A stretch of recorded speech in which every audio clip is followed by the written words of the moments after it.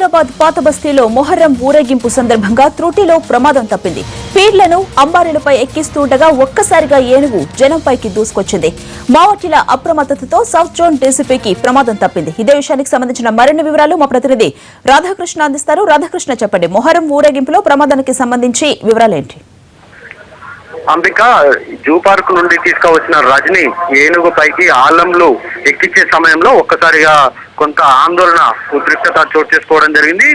అంబారీ పైకి ఆలంలో ఎక్కిస్తున్న సమయంలో ఒక్కసారిగా రజని ముందుకు జనాల పైకి దూసుకురావడం జరిగింది. అప్పటికే అక్కడ రోప్ పార్టీతో పాటు డీసీపీ సౌత్ జోన్ సత్యనారాయణ అతని బృందం అక్కడ బందోబస్తు నిర్వహిస్తుంది. అప్పటికే ఏనుగు దగ్గరికి వచ్చేందుకు కొంతమంది చిన్నపిల్లలు ప్రయత్నం చేస్తున్నారు, కానీ రూప్ పార్టీ వాళ్ళందరినీ అడ్డుకోవడం జరిగింది.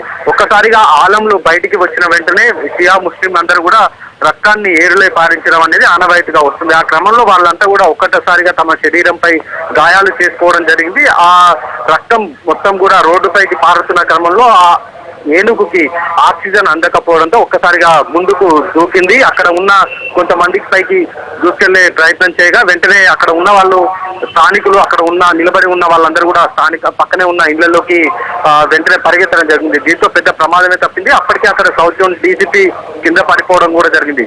అతనితో పాటు అతని బృందం అప్రమత్తం కావడం, ఆ తర్వాత ముగ్గురు మావాటీలు రజని అంబారీ వెంబడి ఉన్న ముగ్గురు మావాటీలు కూడా అంబారీని వశపరుచుకొని తిరిగి అదుపులోకి తీసుకొని రావడం జరిగింది. ఆ తర్వాత ఆలంలని అంబారీ పైకి ఎక్కించి ఊరేగింపు ప్రారంభించడం జరిగింది. మొత్తానికి ప్రస్తుతానికి మాత్రం ఊరేగింపు సజావుగానే సాగుతుంది. ఆక్సిజన్ అందకపోవడంతో ఒక్కసారిగా అంబారీ స్థానికుల పైకి దూసుకెళ్లిన సంఘటన చోటు చేసుకుంది. అంబిక.